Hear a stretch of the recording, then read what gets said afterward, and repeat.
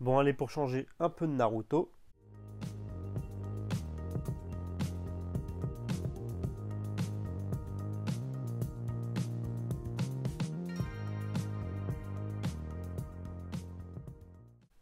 Salut à tous, bienvenue sur Geeko World. Merci déjà d'avoir choisi de regarder cette vidéo. Comme vous pouvez le voir dans le titre ou carrément dans la vidéo à l'écran directement, aujourd'hui on va parler de la figurine Jump 50e anniversaire de Naruto Uzumaki. Alors concernant cette figurine, il faut savoir qu'elle fait partie de la même gamme de figurines que les figurines de Goku et de Mugiwara no Luffy qu'on a déjà ouvert ensemble sur la chaîne. Il faut savoir que c'est Banpresto qui, en partenariat avec la Shueisha, édite cette figurine.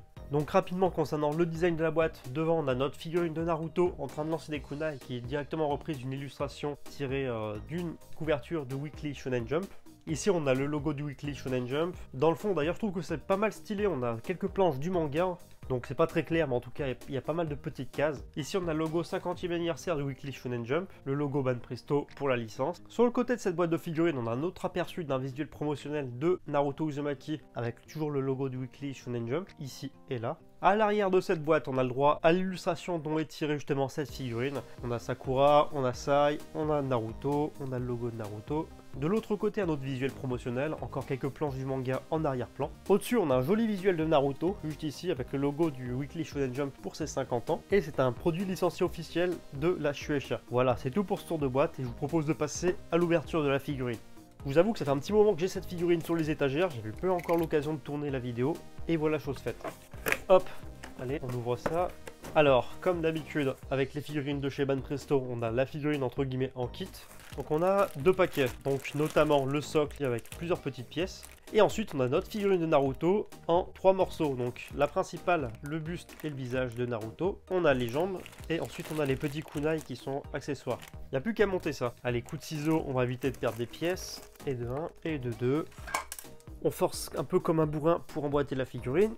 Et voilà, du coup, elle est enfin montée notre figurine de Naruto. Et on va pouvoir faire le tour ensemble pour voir un peu le design et à quoi elle ressemble. Le visage reste vraiment le point fort de cette figurine. On a un beau visage de Naruto avec des yeux bien dessinés, un visage bien dessiné, le nez, les cheveux, tout ça, c'est vraiment bien représenté. Donc la bouche est plutôt bien dessinée, les yeux bleus de Naruto sont bien rendus même s'ils ont un aspect un peu turquoise. Sinon l'aspect métallique est plutôt bien rendu au niveau du bandeau frontal. Les cheveux, on n'a pas un effet paquet mais plutôt un effet mèche par mèche que j'aime bien, c'est assez dynamique. D'ailleurs pendant qu'on parle du skull, je vais vous dire directement ce qui fait pour moi la force de cette figurine, tout simplement son dynamisme. C'est rare quand on a une figurine avec une posture assez difficile comme ça à réaliser et vraiment dynamique. Donc on a Naruto en pleine action en train de balancer des kunai. On a Naruto qui a la main comme ça, un peu incurvée pour viser. On a les kunai prêts à être balancés. On a les jambes de Naruto tordues dans tous les sens parce que ça se voit qu'il est dans son élan justement. Et ce qu'il y a vraiment de très intéressant là-dessus, c'est que même les vêtements suivent un peu ce mouvement de dynamisme et que Naruto est en train de bouger dans tous les sens. Ça se voit notamment au niveau de la veste où il y a pas mal de plis, ici, là, sur le pantalon et au niveau des chaussures qui ont même quelques plis. En plus de ça, la modélisation des mains, franchement, elle est vraiment excellente. Les kunai, c'est pareil, c'est un aspect bien métallique et au niveau des proportions, je trouve que c'est plutôt bon. Donc franchement, comme vous pouvez le constater, et comme moi d'ailleurs, c'est vraiment une excellente figurine. Et même quand on fait le tour, il s'est pas mal fourni. Il y a la petite sacoche pour mettre les shurikens, il y a la petite sacoche pour mettre les kunai. C'est assez intéressant visuellement.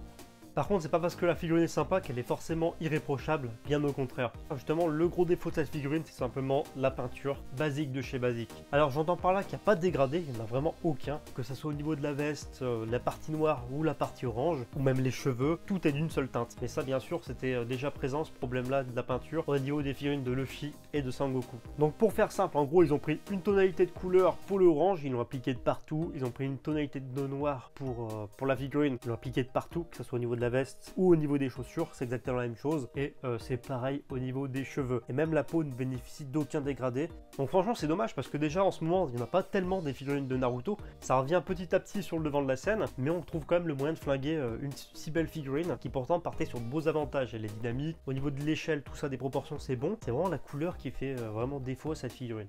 Enfin, ce qui pourrait faire un peu aussi défaut à cette figurine, c'est tout simplement son socle qui cherche vraiment pas très loin. On aurait pu avoir un socle un peu original pour renforcer justement le dynamisme de cette figurine, par exemple un terrain. Là, on a tout simplement un plastique assez mat avec 3 tiges et puis voilà. Ce qui est vraiment dommage, c'est qu'en plus, c'est une figurine édition limitée, c'est pour célébrer les 50 ans du Weekly Shonen Jump.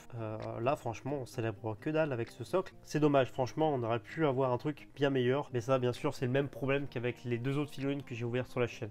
Concernant la taille de la figurine, il faut savoir qu'elle est beaucoup plus petite que ce qu'on voit habituellement sur la chaîne en termes de figurine. Là en gros si je prends de la bas du socle, donc vraiment le haut du socle à ras-bord, en gros si je suis gentil bien sûr on arrive à 16 cm, sinon on est plutôt à du 15,5-15 pour cette figurine, c'est vraiment pas très haut.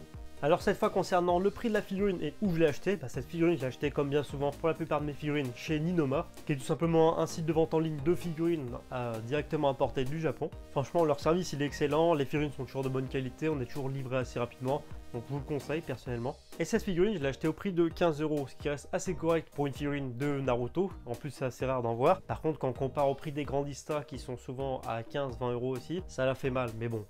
Voilà, c'est tout pour cette vidéo, j'espère vraiment qu'elle vous a plu. Si c'est le cas, comme d'habitude, n'hésitez pas à lâcher les pouces bleus. Si ce n'est pas déjà fait, à vous abonner à la chaîne, c'est super important pour agrandir la communauté. Il faut savoir que je suis présent sur les réseaux sociaux, donc notamment Facebook et Twitter. Tout est à l'écran, donc n'hésitez pas à me rejoindre sur Twitter ou Facebook.